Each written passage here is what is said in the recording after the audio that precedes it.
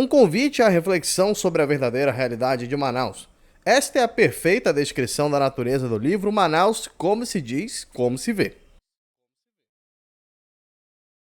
O evento, realizado na manhã deste sábado, 14 de outubro, na Academia Amazonense de Letras, reuniu diversos amantes da literatura amazonense para a mais nova obra do poeta, jornalista e membro da Academia, Aldísio Figueiras. O Aldísio tem uma característica muito própria, desde o primeiro livro dele, que foi censurado pela ditadura militar em 1967, que foi o Estado de Sítio. Então, o Malária, que foi o segundo livro dele, segue a mesma pegada. E o Aldísio não mudou, ele sempre escreve sobre o Manaus e sempre é uma visão muito cáustica, muito própria. Não tem amor, tem amor-ódio, amor e ódio. Mas um ódio positivo, um ódio que faz pensar, que leva à reflexão realmente. E o Aldísio faz uma poesia muito sem lirismo, mas ao mesmo tempo com reflexão. A poesia, síntese da nossa contradição.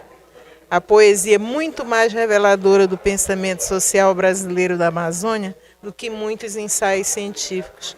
Assim é Aldísio, essa pessoa brilhante e irrequieta, mas sempre na função daquele intelectual, que organiza a cultura e que dissemina com a sua inteligência aquilo que o Brasil poderia ser. Aldísio é um dos grandes poetas aqui do Brasil e mais uma vez ele nos traz um livro sobre Manaus, em que as críticas à cidade de Manaus são absolutamente válidas, mas não é um panfleto, um ensaio.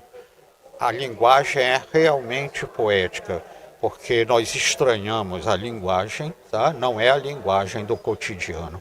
Então é um livro excelente este, que eu recomendo, que é Manaus, como se diz, como se vê.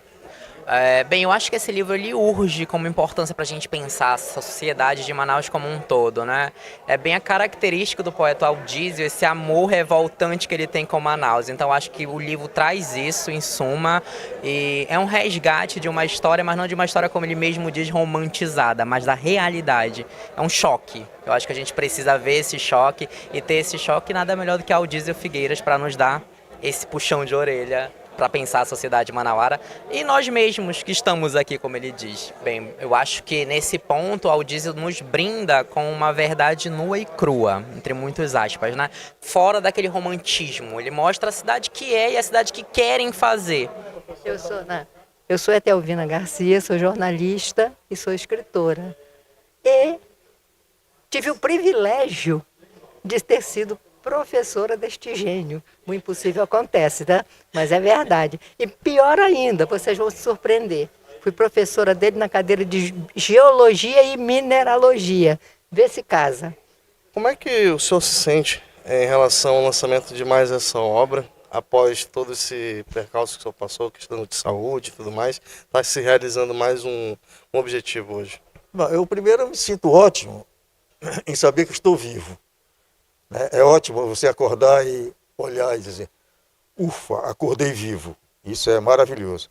E estar aqui lançando o livro significa melhor ainda que eu estou vivo e de volta ao jogo.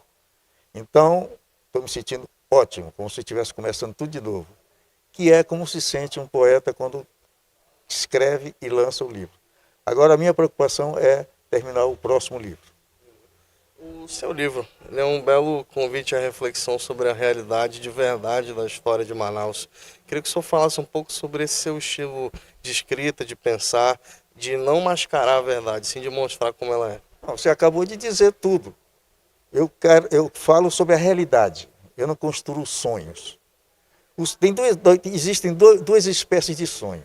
Uma é aquela que o Freud descobriu, que é o nosso inconsciente, que pode revelar muito do nosso mal-estar, das nossas fraquezas, dos nossos recalques. O outro é o sonho que a gente constrói para fugir da realidade. Esse é o sonho que faz a pessoa infeliz. E principalmente esse sonho não pode nunca dar certo com a realidade. E é um sonho de transferência do desejo. As pessoas transferem para os outros Até a culpa a gente transfere para os outros. E quando a gente descobre a realidade, a gente se sente infeliz.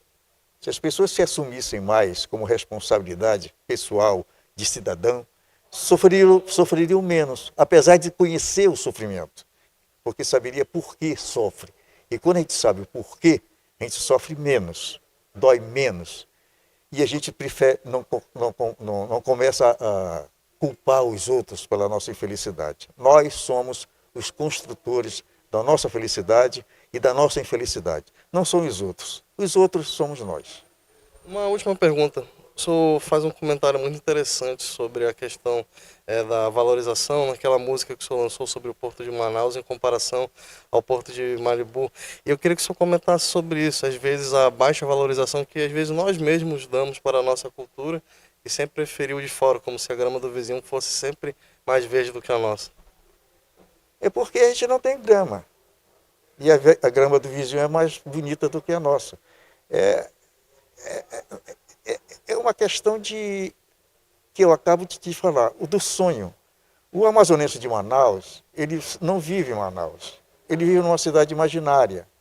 Aqui nós construímos uma civilização sem raízes, uma civilização de superfície. Qualquer fumaça, qualquer vento mais forte faz sumir essa civilização daqui. E é típico dessas cidades onde a população vive insulada. Manaus é uma ilha. Ela é cercada de rio por todos os lados, menos pelo lado norte, por onde a gente foge, para Figueiredo, Rio Preto da Eva, Itacoatiara. Não tem mais lugar para ir aqui em Manaus, não tem mais lugar para ir, senão para o outro lado do rio, é onde a gente vai queimar tudo para fazer uma Manaus horrorosa, como nós fizemos aqui. É isso que nós estamos fazendo, transplantando pela ponte para o lado, a margem leste, a margem direita do rio, o caos que nós criamos em Manaus. É como o ser humano está fazendo agora, tentando construir um planeta que dê certo, uma civilização que dê certo, em outro planeta. Não vai dar certo. Nós vamos esculhambar os outros planetas e talvez o universo inteiro, se nós tivermos força para isso. Mais do que enxergar a realidade, é preciso transcrevê-la para futuras gerações, sem floreios ou rodeios. Afinal, é com a verdade que devemos sempre pautar as linhas da história de nossa vida.